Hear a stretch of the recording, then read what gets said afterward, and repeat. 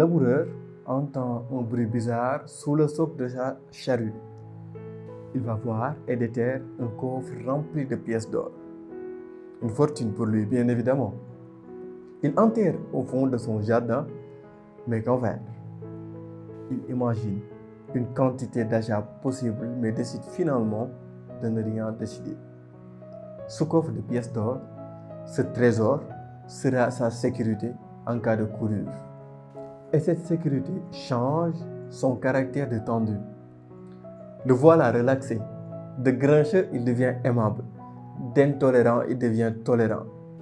Il vit une belle vie, heureuse, sachant que quoi qu'il arrive, il va faire face.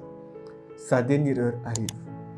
Avant d'expirer, il réunit autour de lui ses enfants et leur livre son secret, puis il meurt.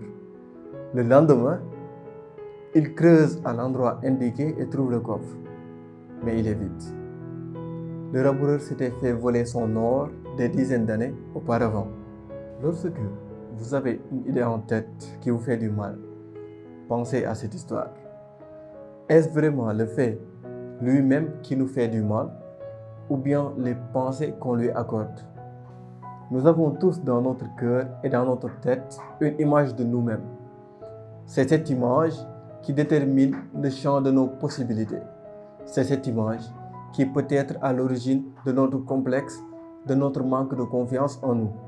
Mesdames et messieurs, après avoir écouté cette belle histoire du laboureur et de son trésor, j'espère que dorénavant, vous allez transposer vos pensées négatives en les substituant à des pensées positives.